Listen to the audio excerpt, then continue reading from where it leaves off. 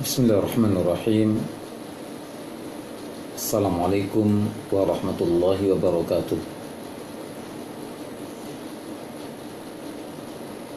Alhamdulillahi rabbil alamin, wal aqibatu lil muttaqin, wala udwana illa 'alal zalimin.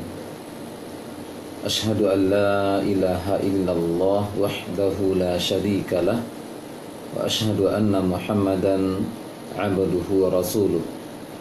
Allahumma fassalli wa sallim ala hadzal nabiyil karim wa ala alihi wa sahbihi ajma'in. Ikhwan dan akhwat yang dimuliakan oleh Allah Subhanahu wa taala, alhamdulillah kita senantiasa bersyukur pada Allah Subhanahu wa taala yang senantiasa mencurahkan nikmat karunia kepada kita semuanya. Di antara nikmat Allah SWT yang terbesar untuk kita adalah nikmat iman dan Islam yang kita rasakan hingga saat ini. Mudah-mudahan dengan nikmat iman dan nikmat Islam yang kita rasakan hingga saat ini dapat kita pergunakan dan kita manfaatkan untuk meraih ampunan dan pahala dari Allah SWT, yang mana hal tersebut yang akan kita butuhkan nanti di akhirat. Kemudian salawat dan salam kepada Nabi yang mulia Muhammad sallallahu alaihi wasallam, pada keluarga beliau, para sahabat dan orang-orang yang senantiasa mengikuti cara beragama beliau dengan baik hingga hari kiamat nantinya. Teman-teman dan ikhwan dan akhwat, para penonton di Facebook dan juga para member grup di Tilawatul Quran Bitajwid, di kesempatan pagi hari ini sebagaimana yang telah dijanjikan pada antum semuanya, kita akan mulai untuk mempelajari bimbingan belajar tahsin untuk masih tingkat dasar untuk buku Al-Marhalah jilid yang kedua. Namun akan Anda berikan terlebih dulu muqaddimah pada antum semuanya tentang tajwid, sehingga memberikan motivasi dan dorongan kepada kita semuanya, terutama bagi antum yang belum pernah atau masih ragu-ragu untuk memasuki dunia pelajaran tajwid. Mudah-mudahan ini sebagai motivasi untuk antum semuanya dan kita semuanya. Kenapa kita harus belajar ilmu tajwid?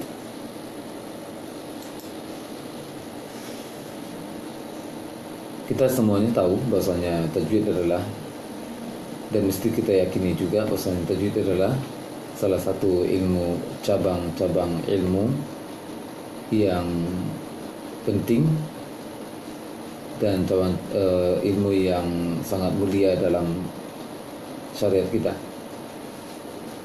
Karena ilmu tajwid adalah ilmu yang berkaitan dengan cara membaca firman Allah Subhanahu wa taala di dalam Al-Qur'anul Karim. Perlu kita ketahui bahwasanya tajwid tersebut, ilmu pembahasan poin-poin tajwid di zaman Rasulullah sallallahu alaihi wasallam dan zaman keemasan Islam dahulunya, zaman Rasulullah, zaman para sahabat, yang di awal generasi sahabat belum ada ilmu tajwid seperti yang kita kenal di saat ini. Di sana di waktu tersebut belum ada istilah izhar, belum ada istilah ikhfa, belum ada istilah iklab dan lain sebagainya dari istilah tajwid. Belum ada istilah istilah yang lainnya dari masalah ilmu tajwid. Namun yang ada di zaman Rasulullah SAW adalah praktek tajwidnya, mempraktekkan tajwid di dalam membaca Al-Quranul Karim.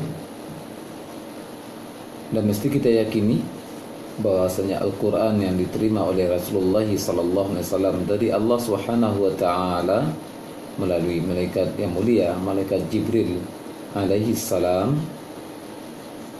itu berupa huruf-huruf Al-Quran dan juga cara membacanya. Oleh karena itu, cara membaca Al-Quran yang diajarkan oleh Nabi yang mulia Muhammad sallallahu alaihi wasallam, yang dipraktekkan oleh Nabi yang mulia Muhammad sallallahu alaihi wasallam adalah cara baca yang dipraktekkan oleh Jibril alaihissalam kepada beliau Nabi Muhammad sallallahu alaihi wasallam.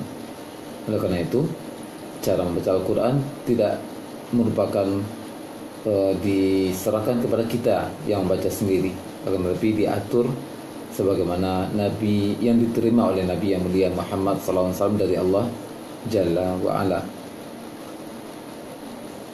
Oleh karena itu, dalam mempelajari ilmu tajwid, mempelajari cara membaca Al-Quran itu suatu kemestian. Membaca Al-Quran dengan tajwid suatu kemestian yang mesti dipelajari oleh setiap muslim. Karena kita sebagai seorang muslim yang meyakini adanya pembalasan di akhirat nantinya, yang meyakini adanya pahala di akhirat nantinya, dan tidak akan terlepas dari Al-Quranul Karim. Dan membaca Al-Quranul Karim adalah pahala yang sangat besar di sisi Allah Subhanahu wa taala. Oleh karena itu, mempelajari tajwid, mempelajari cara membaca Al-Quran dengan tajwid adalah suatu kemestian. Hal berikut akan Anda sampaikan hal-hal yang lain, poin-poin yang lain, kenapa kita harus belajar tajwid, kenapa kita harus bersibuk-sibuk mengisi hari-hari kita dengan mempelajari cara membaca Al-Quran secara tajwid.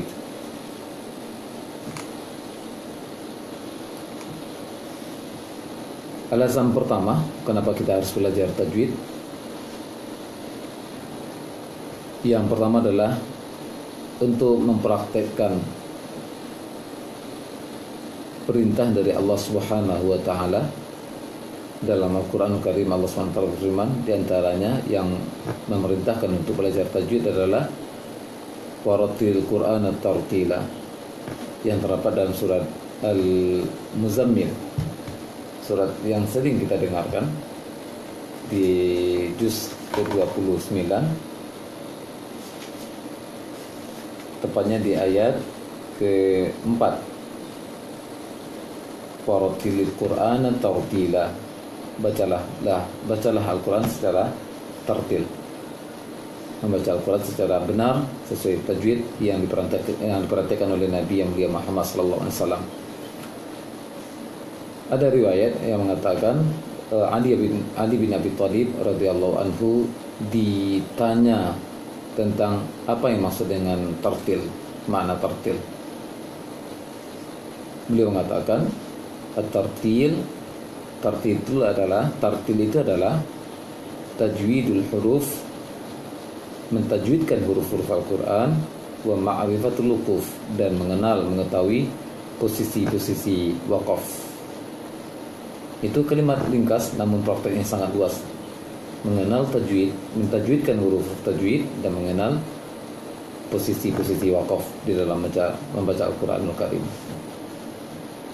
Jadi kita mempelajari tajwid adalah dalam rangka mengaplikasikan apa yang diperintahkan oleh Allah Subhanahu wa taala dalam Al-Qur'an Karim, warattilil Qur'ana tartila. Yang kedua, motivasi kita kenapa kita harus belajar tajwid adalah mengikuti ittiba kepada Nabi yang mulia Muhammad sallallahu alaihi wasallam. Ittiba kepada Nabi yang mulia Muhammad sallallahu alaihi wasallam, karena Nabi sallallahu alaihi wasallam membaca Al-Qur'an secara tajwid. Nabi sallallahu alaihi wasallam membaca Al-Qur'an secara tajwid. Ada riwayat dari Al-Imam Qatadah, beliau mengatakan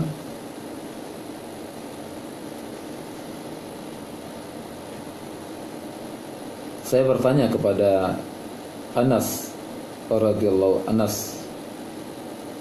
anhu, sahabat Nabi sallallahu alaihi wasallam, kaifa kanat qiraatu Rasulullah sallallahu alaihi wasallam, bagaimana bentuk cara baca Rasulullah sallallahu alaihi wasallam.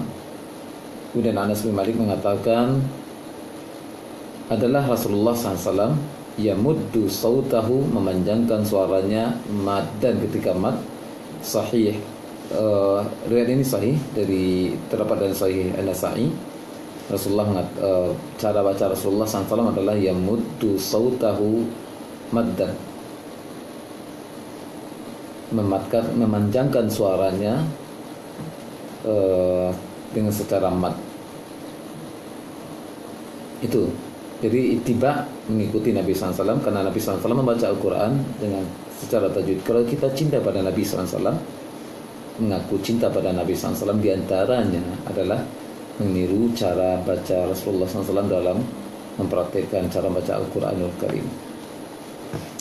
Yang berikutnya, motivasi kita kenapa kita harus belajar tajwid, agar kita termasuk dalam kelompok golongan hamba-hamba Allah SWT, hamba-hamba Allah Subhanahu wa taala, dan umat Nabi yang mulia Muhammad SAW, agar termasuk kita dalam golongan yang terbaik di umat Nabi SAW. Karena Nabi SAW pernah bersabda, yang diriwayatkan dari Utsman bin Affan radhiyallahu anhu, beliau mengatakan, khairukum man ta'allama al-Qur'an wa 'allamah. Sebaik-baik kalian adalah orang yang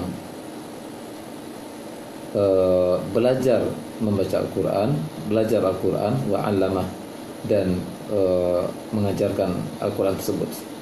Di antara bentuk belajar Al-Quran adalah belajar cara membaca Al-Quranul Karim dan juga mengajarkan kepada orang lain. Hadis ini sahih, terdapat dalam Sahih Al-Bukhari. Kemudian kenapa kita harus motivasi yang berikutnya, kenapa kita harus belajar tajwid Al-Quran Karim, agar kita lebih sempurna lagi di dalam ubudiyah pada Allah SWT, terutama yang terkait dengan Al-Quran Karim. Karena sebagai seorang yang ajam, terutama bagi kita ajam itu orang asing dari Arab, orang asing dari Arab, yang kita baca adalah tulisan Arab yang bukan bahasa kita, sulit kita untuk meresapi bacaannya, bukan maknanya. Maknanya juga itu yang sangat terpenting. Meresapi, merasakan enak dalam baca huruf-huruf Arab tersebut. Apalagi ini tajwid Al-Quran Karim. Kalau tidak mempelajari cara bacanya yang benar, maka akan sulit untuk merasakan nikmatnya membaca Al-Quran tersebut. Merasakan kenikmatan dalam baca Al-Quran Karim. Kalau kita tidak mempelajari cara baca Al-Quran Karim secara tajwid. Oleh karena itu akan sulit nanti, dan antum semuanya pasti merasakan, kita semuanya pasti merasakan, baik yang sekarang sudah belajar tajwid ataupun yang belum belajar tajwid sekarang, pasti akan merasakan sendiri sangat malas untuk baca Al-Quran. Bukan karena malas saja alasannya, tetapi karena berat untuk mengucapkan lafaz-lafaz Al-Quran tersebut. Karena bukan bahasa kita, karena Al-Quran adalah bahasa Arab yang bukan bahasa kita. Oleh karena itu mesti kita belajar, mesti kita mempelajarinya. Kalau tidak mempelajarinya, pasti akan tidak akan merasakan nikmatnya baca Al-Quran, sehingga tidak ada terdorong hati untuk membaca Al-Quran setiap harinya. Jadi motivasi yang berikutnya adalah karena kita ingin sempurna dalam ubudiyah kepada Allah SWT, terutama yang terkait dengan membaca Al-Quranul Karim, dan juga merasakan nikmatnya, sempurnanya nikmat salat, karena salat akan membawa bacaan Al-Quranul Karim di setiap rakaatnya. Kemudian motivasi yang berikutnya adalah kenapa kita harus belajar tajwid Al-Quranul Karim. Lanjutan dari motivasi yang kelima tadi, bahwasanya mempelajari tajwid, cara membaca Al-Quran dengan benar, adalah wasilah agar kita mendapatkan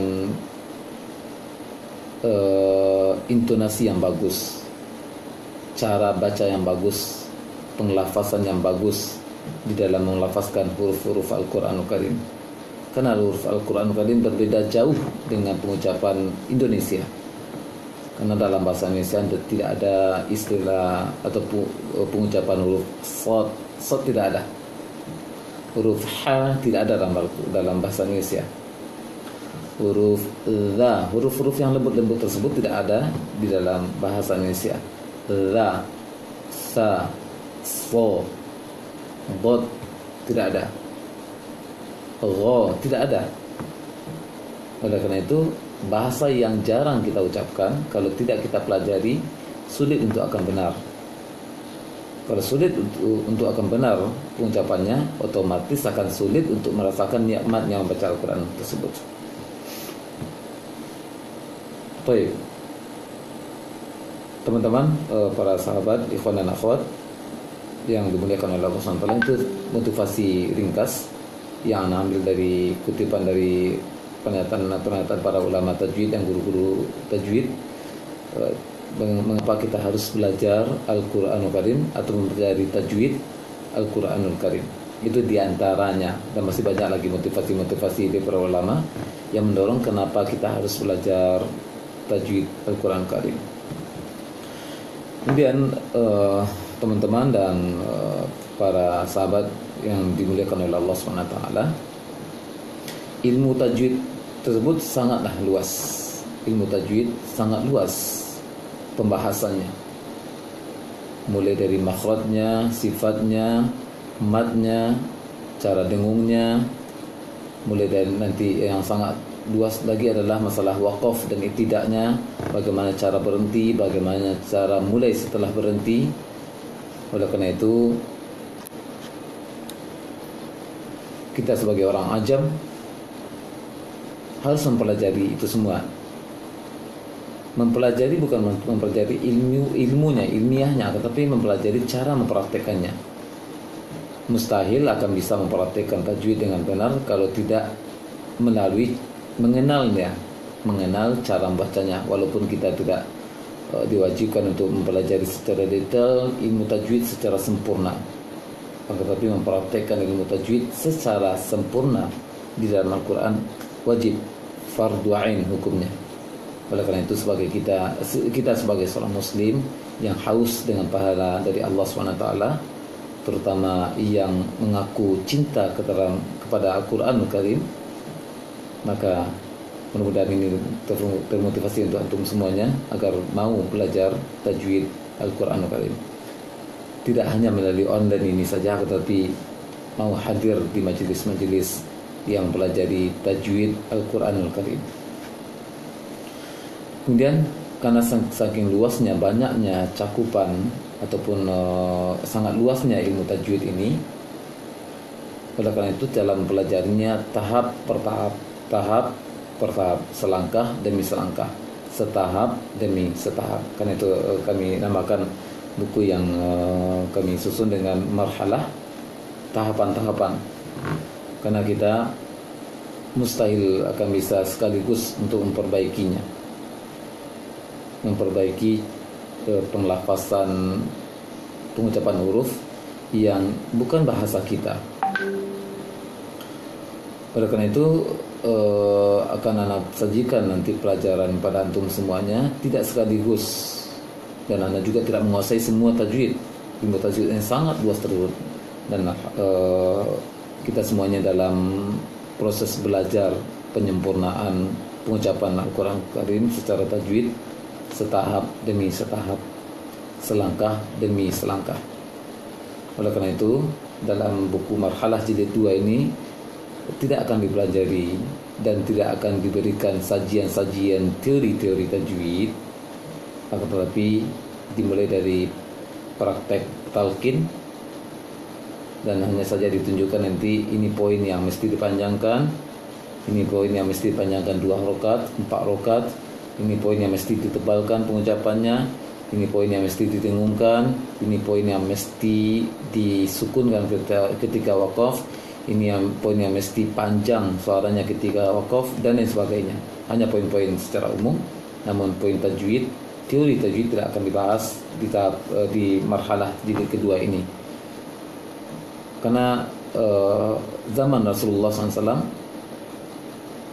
metode yang dipakai pertama kali adalah metode talqin. Para sahabat ridwanullahi alaihim ajma'in mentalkinkan cara membaca Al-Quran di hadapan para muridnya, dan muridnya memperhatikan langsung pengucapan gurunya, bagaimana bentuk gerakan bibir, gerakan lisan dan lain sebagainya di dalam pengucapan tajwid Al-Quran Karim. Oleh karena itu kita pakai tahap itu terlebih dahulu sebelum mengkaji secara mendalam teori-teori ilmu tajwid. Jadi intinya antum semuanya mengikuti talqin yang ditalqinkan dari ayat-ayat Al-Quran Karim yang kita ambil nanti dalam pokok surat-surat yang dijadikan surat latihan dalam marhalah jilid kedua ini. Untuk jilid kedua ini kita ambil latihannya mulai dari surat An-Nas, mulai dari surah Al-Fatihah terlebih dulu, kemudian surah An-Nas sampai surah Al-Asr. Dan perlu diketahui kenapa dikatakan dibuat nama judul buku ini adalah marhalah jilid 2, karena merupakan lanjutan dari marhalah jilid 1, yang mana marhalah jilid 1 telah dibahas tentang dikenalkan tentang perbedaan huruf satu dengan huruf yang lain, perbedaan kasroh, fathah, dhammah, bagaimana perbedaan pengucapannya, perbedaan dalam membaca huruf sukun. Ada huruf yang mesti dipantulkan, ada yang mesti huruf yang dialirkan anginnya ketika mengucapkannya, ada huruf yang mesti ditebalkan pengucapannya. Kemudian bagaimana membedakan panjang dengan pendek, bagaimana kondisi kapan saja dengung, kapan saja tidak dengung. Rambu-rambu tersebut secara umum telah dibahas di marhalah jilid 1, dan kita sempurnakan latihannya dari apa yang telah dipelajari di jilid 1 di buku marhalah jilid 2 ini. Baik, untuk pelajaran perdana di marhalah jilid 2 ini kita buka surah Al-Fatihah. Bagi antum yang menonton secara live, Al-Fatihah, buka mushafnya Al-Quranul Karim, surat Al-Fatihah. Di awal surat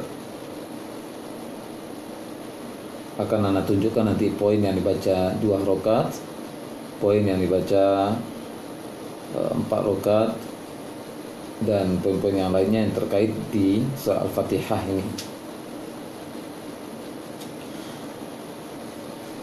Surah Al-Fatihah kita mulai hitungan pembahasannya dari ta'awudz, kalimat ta'awudz, a'udzubillahi minasyaitonir rajim. Untuk surah Al-Fatihah ini mulai dari ta'awudz sampai akhir surah Al-Fatihah sampai waladhdallin, jumlah kondisi yang dipanjangkan suaranya dalam artian panjang, mat, ada 23 tempat. Mulai dari ta'awudz, a'udzubillahi minasyaitonir rajim, sampai waladhdallin, hanya 23 kondisi posisi yang dipanjangkan suara hurufnya. Yang pertama kita mulai dari a'udzubillahi minasyaitonir rajim. Kalimat a'udzu panjang. A'udzu, u-nya panjang, bukan a-nya panjang tapi u-nya panjang. A'udzu. Nanti akan Anda contohkan kadar matnya. Sekarang kita menghitung yang poin-poin mat dulu. Penting a'udzu, u-nya panjang, bukan a-nya panjang. Sama ini orang salah dalam praktekannya.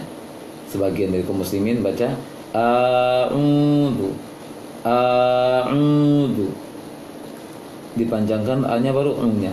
Itu keliru. Dia a pendek dan u yang dipanjangkan. A'udzu. Kemudian billahi, kalimat Allah panjang.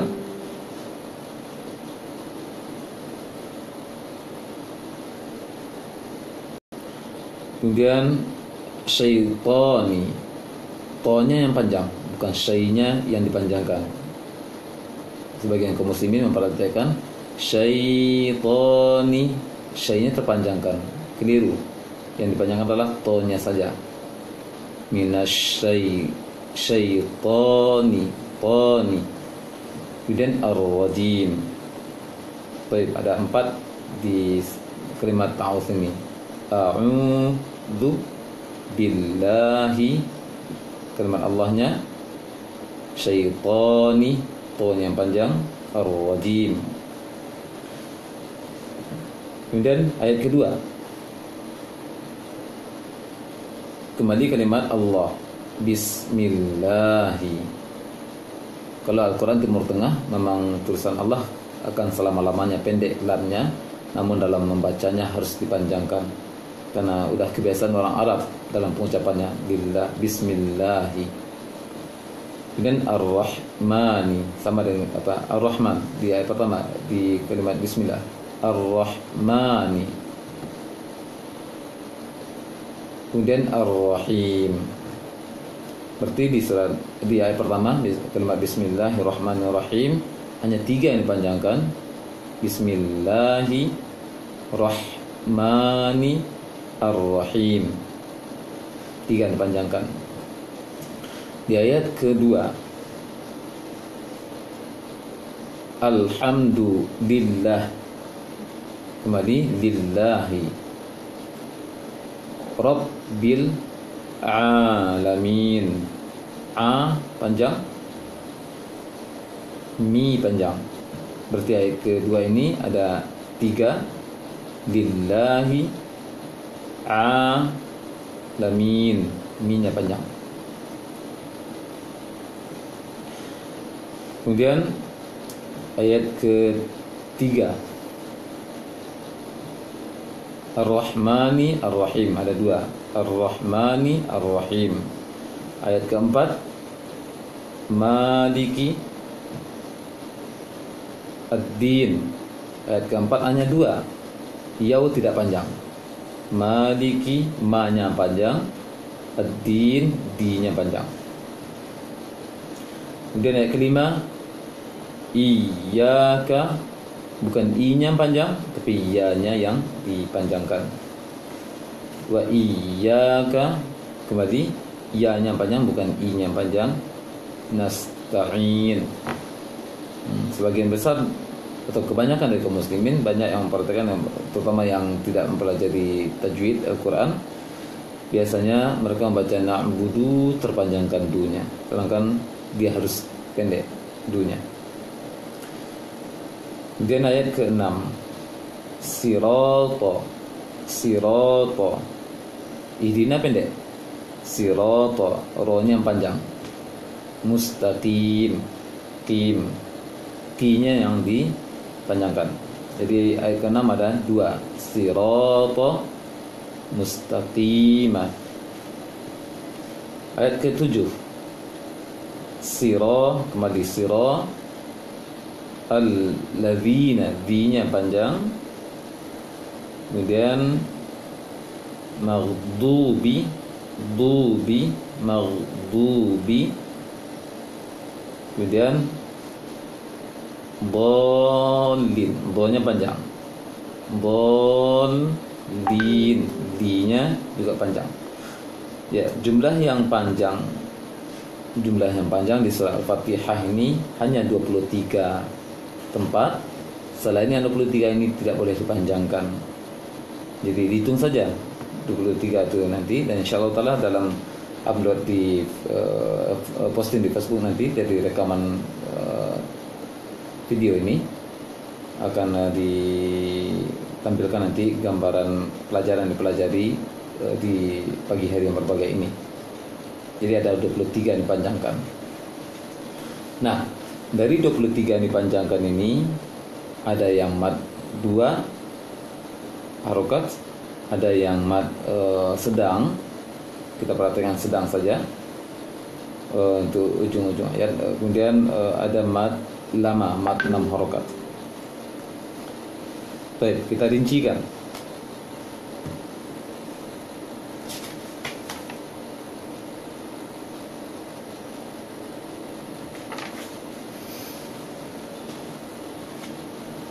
Pertama, kita kembali ke atas ke kalimat ta'awudz. A'udzu itu 2 rakaat. Anda perhatikan kada 2 rakaatnya. A'udzu, a'udzu, a'udzu. Tidak boleh selalu panjang nanti. A'udzu billahi, billahi minasyaitani. Ingat, syai tidak panjang, tonya dipanjangkan. Minasyaitani. Kemudian yang 2 rakaat yang berikutnya di ayat ke-1. Bismillahi. Jangan baca bis. Kalau bismillah berarti B-nya panjang. Sekarang Allahnya saja panjang. Bismillahi, bismillahi ar-Rahmani, bismillahirrahmani. Ayat kedua, pada kalimat lillah, lillahi, lillahi. Kemudian di yang A-nya 2 rakaat di ayat kedua ini. Rabbil alamin. A-nya perhatikan, A-nya terlebih dulu. Rabbil alamin, alamin. Ayat ketiga, ar-Rahmani, ar-Rahmani.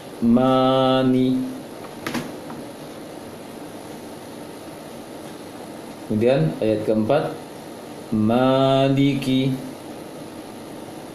Maliki, Maliki. Di ujung itu di ujung bukan 2 rakaat. Seperti di ayat keempat yang 2 rakaat hanya Maliki, Maliki.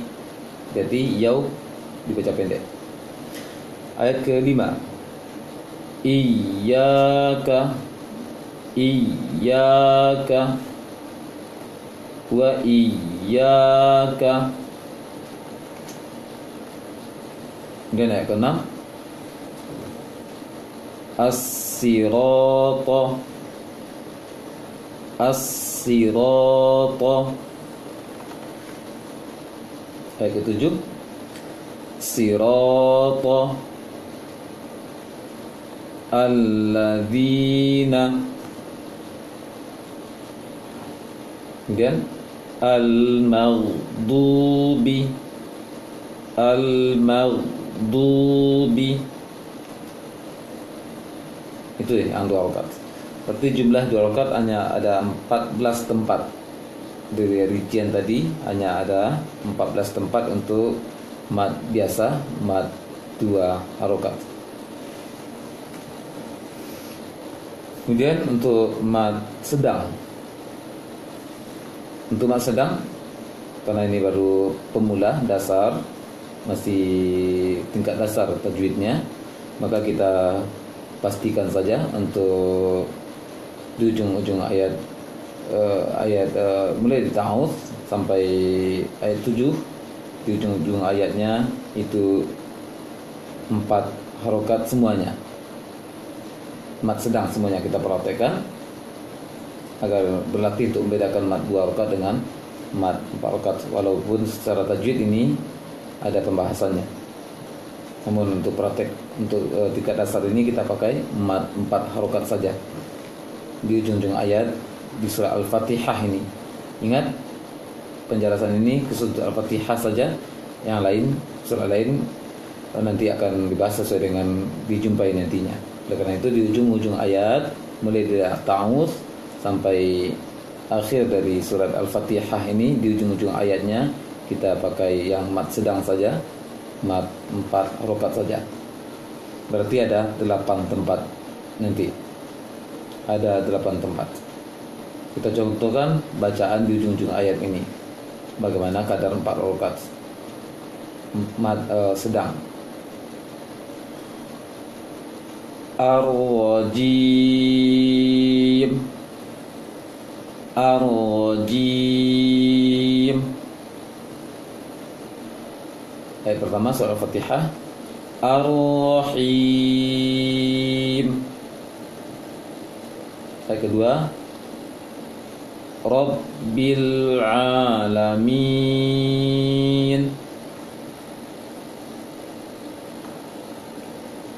Ar-Rahim. Yaumiddin.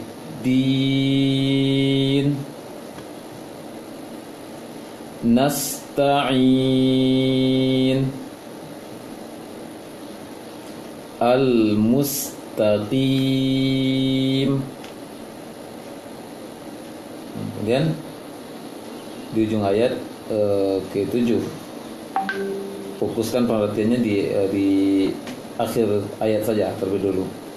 Waladdallin. Fokuskan di linnya, lin 4 rakaat. Seperti di ujung ayat termasuk ta'awudz 4 rakaat dipakai. Berarti jumlahnya ada 8 tempat yang dibaca 4 rakaat. Kemudian mat lama. Mat lama atau 6 rakaat cuma satu di surah Al-Fatihah ini, do-nya di ujung ayat ke-7. Waladdallin. Do-nya panjangkan, do-nya bukan lam tasdidnya yang dilamakan, tapi do-nya panjangkan. Dallin. Berarti antara do dengan lin berbeda panjangnya. Kalau do mat lama, mat 6 harokat, sedangkan lin dibaca 4 harokat. Baik, berarti dari jumlah mat yang 23 ada 14 yang dibaca 2 harokat, ada 8 yang dibaca sedang, dan ada 1 yang dibaca 6 harokat atau mat lama. Poin yang berikutnya yang mesti diperhatikan surah Al-Fatihah adalah bahwasanya di surat Al-Fatihah dari mulai ta'awudz sampai akhir surah Al-Fatihah sampai waladdallin, yang mesti diketahui adalah tidak ada bacaan dengung di surat Al-Fatihah ini. Mulai dari ta'awudz dan Al-Fatihah tidak ada bacaan dengung. Oleh karena itu mesti diperhatikan untuk antum semuanya, bahwasanya di surah Al-Fatihah tidak ada dengung. Maka kalau ada yang terdengungkan, maka itu adalah bacaan yang keliru. Apa yang sering terdengungkan oleh sebagian kaum muslimin? Di ujung-ujung ayat sangat sering terdengungkan oleh kaum muslimin. Bagaimana bentuk bacaan yang salah tersebut? Anda perhatikan salahnya dan jangan ditiru yang salah ini. A'udzu billahi minasy syaithanir rajim. Di ujung ayatnya, Bismillahirrahmanirrahim. Ditahan mimnya, keliru. Alhamdulillahi rabbil alamin. Ar-Rahmanir-Rahim.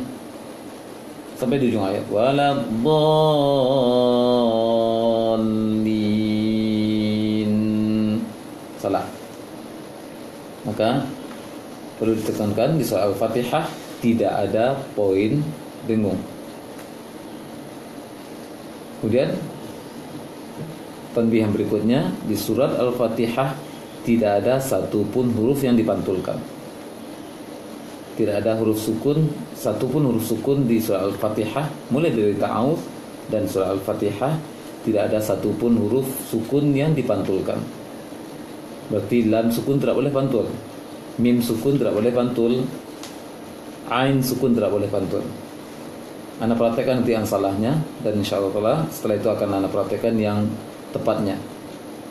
Penekanan poin adalah tidak ada satupun huruf sukun di surah Al-Fatihah ini yang dipantulkan bacaannya.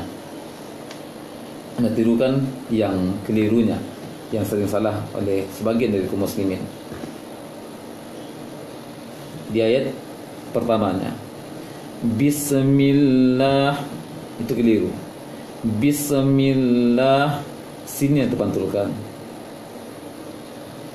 Seharusnya Bismillah, Bismillah, jangan Bismillah. Yang keliru yang berikutnya, Alhamdulillah, Alhamdulillah, terpantulkan lamnya. Seharusnya Alhamdulillah. Yang lainnya yang terpantulkan, yang sering terpantulkan oleh sebagian kaum muslimin, Rabbil alamin, Rabbil alamin, terpantulkan lamnya. Rabbil alamin, seharusnya seperti itu. Kemudian yang sering juga terpantulkan oleh kaum muslimin, Iyyaka na'budu, na'budu, seharusnya na'budu. Ayat ke-6 ini sebagian kecil barangkali kaum muslimin yang perhatikan, Ihdina, Ihdina, seharusnya Ihdina, Ihdina. Kemudian yang sangat sering terpantulkan oleh sebagian besar kaum muslimin, terutama yang belum belajar tajwid, Siratal ladzina an'amta 'alaihim, nunnya terpantulkan, an'amta 'alaihim, seharusnya an'amta, an'amta, nunnya tidak boleh pantul, mim juga tidak boleh pantul. 'Alaihim ghairil, mimnya juga terpantulkan. Jadi penekanannya di surah Al-Fatihah ini tidak ada satupun huruf sukun yang dipantulkan. Itu penekannya. Baik. Untuk tahap pertama ini cukup itu dulu. Walaupun ada poin yang lain yang sangat penting juga dibahas di surah Al-Fatihah ini, namun untuk kadar awal, poin-poin yang sangat penting itu yang mesti diperhatikan oleh kaum muslimin. Masalah mat tadi ada 23 yang dipanjangkan, berarti yang lain tidak boleh panjang. Dari 23 ada 14 yang dibaca 2 rakaat, 8 yang mat sedang, 1 mat lama. Kemudian tidak ada poin yang didengungkan, tidak ada poin yang di huruf sukun yang dipantulkan. Baik, Anda perhatikan sesuai dengan kaidah yang kita pelajari.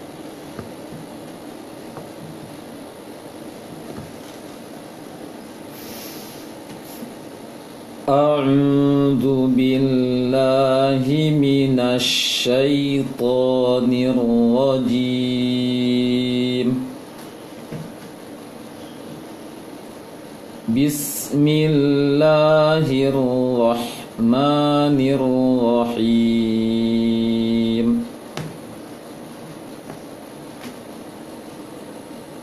Alhamdulillahi rabbil alamin.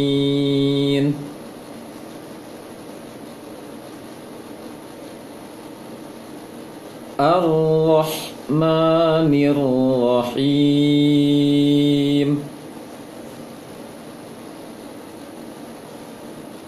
Maliki yaumiddin.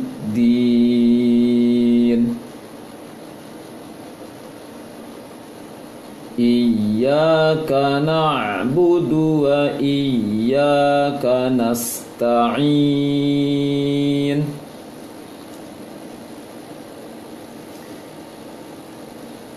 Ihdinas siratal mustaqim.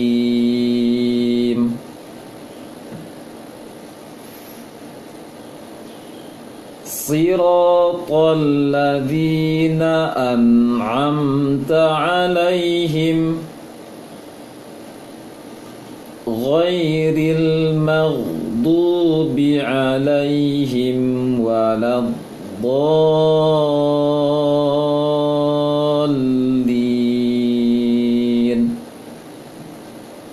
Baik.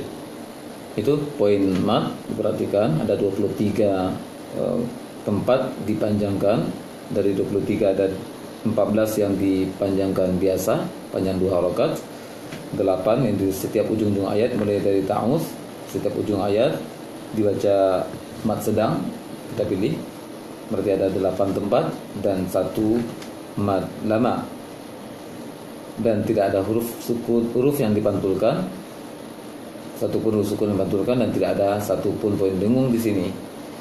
Itu yang berarti silakan antum untuk berlatih dari pelajaran surat Al-Fatihah ini.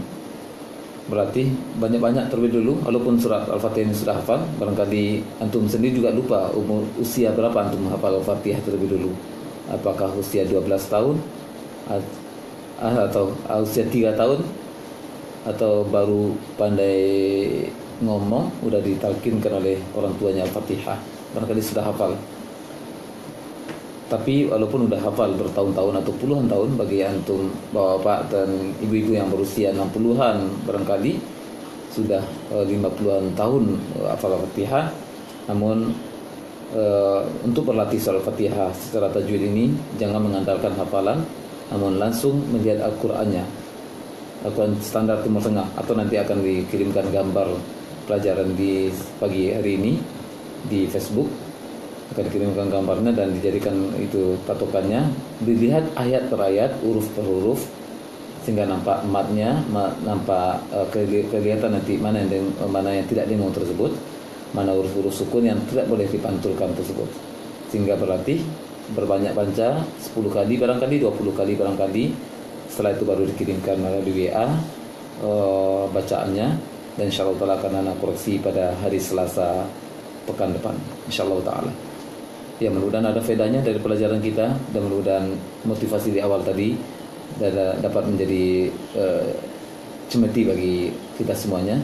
Bahwasanya kita sebagai hamba yang haus dengan pahala dari Allah Subhanahu wa taala, mari kita belajar, motivasikan diri untuk belajar tajwid Al-Qur'anul Karim.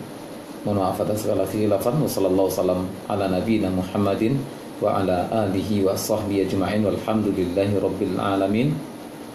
Subhanakallahumma wa bihamdik, asyhadu an la ilaha illa anta, astaghfiruka wa atubu ilaik. Wassalamualaikum warahmatullahi wabarakatuh.